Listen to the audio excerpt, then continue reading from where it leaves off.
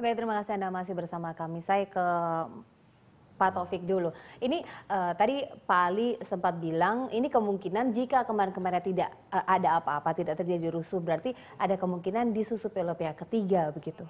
Bisa aja ya, karena kejadiannya gini, kan yang datang ke DPRD ini berulang, diterima dialog, pulang, datang lagi terus gitu, dan FPI sudah datang juga, dialog, kemudian kita tampung seluruh apa yang berkembang, apa yang disampaikan kita tampung, selesai gitu loh. Makanya saya kira ya pertama bahwa memang harus diselidiki kenapa. Bisa saja kan ada orang memanfaatkan keadaan ini sehingga dia masuk pada lingkungan teman-teman yang ada di depan itu, kemudian menimbulkan sesuatu. Saya ingin bahwa semua pihak melihatnya pada dua sisi, jangan satu sisi. Saya misalnya berita satu, tampilin juga dong Inggup 67-nya gitu kan, supaya orang jangan kata kita saja nih, tapi ada nih faktanya.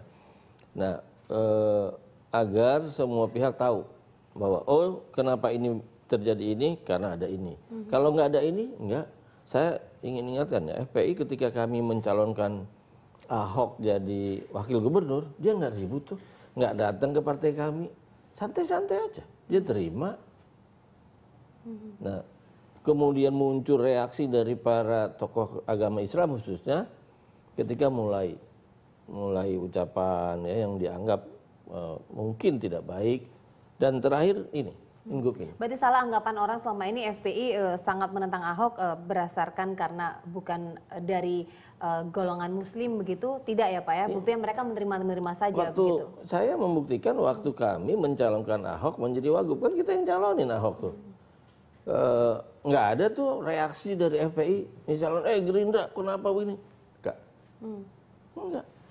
Oke. Gitu. Jadi itu saya kira ya. Oke, dari Mas Erlangga, apakah bisa dimungkinkan ini memang disusupi oleh pihak ketiga begitu, karena memang sebelum-sebelumnya tidak pernah terjadi rusuh berkaitan dengan Ahok?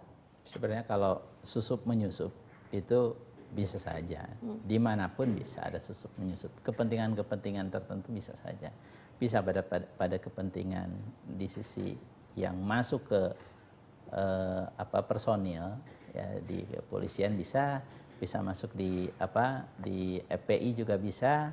Ya, ini kan ada kelompok pemain itu. Jadi kelompok pemain itu tidak hanya pada satu pihak, tapi banyak sekali kelompok-kelompok pemain yang ingin menciptakan situasi tertentu. Tapi yang jelas itu semua tidak akan bisa berjalan kalau tidak ada trigger factors, tidak ada faktor pemicu. Ya. Nah, jadi masalah di mana-mana pasti ada. Orang itu bisa membonceng atas nama masalah.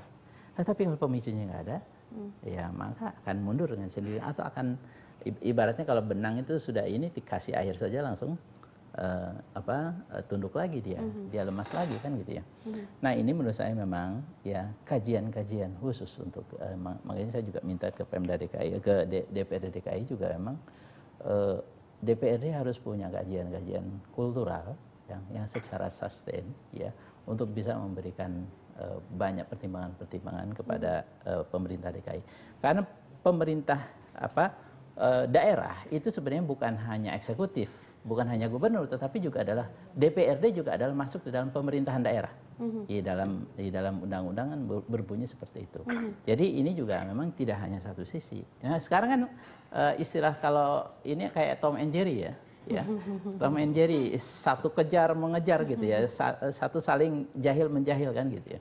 Nah, ini mestinya ya yang sebagai komunikator politik yang leading di DKI mesti kan Ahok sudah ditinggal sama Jokowi ya. Mestinya dia harus pandai ya. Oke, problem banyak di DKI. Nah, menurut saya kalau problem banyak di DKI itu jangan menciptakan problem baru. Ya, kalau ada persoalan, benar kata Pak Kiai Ali tadi, Yakub, ya, betul bahwa persoalan-persoalan itu diserahkan kepada hal-hal yang terkait ya, stakeholdernya, misalnya ulama ya dengan ulama, termasuk persoalan lain, misalnya persoalan PMKS. PMKS itu di DKI dari dulu sampai sekarang nggak kelar-kelar. Zaman Ahok juga sekarang nggak kelar-kelar ya. Nah, nggak bisa ditangani ya oleh pemerintah DKI saja. Itu harus ada keterlibatan masyarakat. Oke. Saya ke Pak Ali. Pak Ali, ini selain harus ada komunikasi nih kepada para ulama begitu apabila akan mengeluarkan ingup yang berkaitan dengan keagamaan begitu ataupun pemuka-pemuka agama lain, lalu kembali dibuka komunikasi dengan pihak-pihak lain yang terkait lagi, apalagi Pak masukan untuk kedua belah pihak ini, untuk Ahok dan juga FPI. Ya, Anda tadi sebutkan bagaimana solusinya gitu kan ya. Tadi sebutkan, nah ini solusinya belum terjawab tampaknya itu. Saya kira ya mudah saja kok, saya kira itu. Jadi tidak terlalu rumit sekali ya. Jadi ya pembuat kebijakan itu ya supaya mengumpulkan para ulama di DKI ya, ormas Islam ya. Kemudian pembuat kebijakan mengumumkan untuk mencabut kebijakan yang kontroversial ini dan kemudian minta maaf ya, dan tidak akan mengulangi pada masa yang akan datang. Itu sudah selesai itu, insya Allah seperti itu. Ya. Dari pihak FPI-nya sendiri, solusi Pak? Itu. Nah, jadi nanti jangan membuat ya sebab-sebab yang akan menimbulkan seperti itu lagi gitu loh. Baik. Dari segi ormasnya sendiri Pak, masukan sehingga tidak terjadi aksi anarkis lagi? Ya ormas-ormas tentu harus belajar Islam lebih jauh. Saya juga ya sarankan baca kitab namanya Ihya Ulumuddin karya Imam Al-Ghazali yang tadi saya sebutkan bahwa penegakan amar ma'ruf munkar itu melalui tahapan-tahapan sampai tahap ke-8 gitu ya.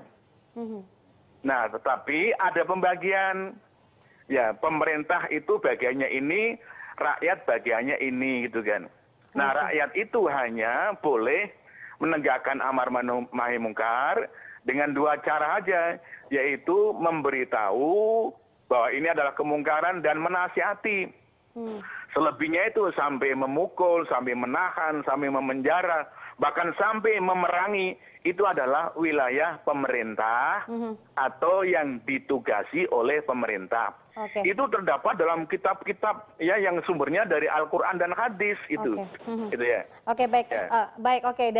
Dari Pak Taufik dan Pak Erlangga tadi mengatakan para pihak harus sama-sama menahan diri begitu. Lalu dari Pak Erlangga, memang sudah banyak problem di Jakarta, tapi jangan menciptakan problem lagi. Dan juga tadi saya tangkap dari Pak Ali adalah untuk mencabut kebijakan yang kontroversial, melakukan komunikasi, dan juga untuk ormasnya sendiri harus lebih mempelajari Islam begitu supaya tidak terjadi penyalahgunaan wewenang begitu ya. Baik, terima kasih Bapak-bapak sudah hadir bersama kami. Mudah-mudahan akan tercipta solusi ini bisa dilaksanakan dan tidak akan terjadi anarkis lagi. Terima kasih sudah hadir bersama kami dan tetaplah bersama kami pemirsa karena kami masih memiliki sejumlah informasi untuk Anda.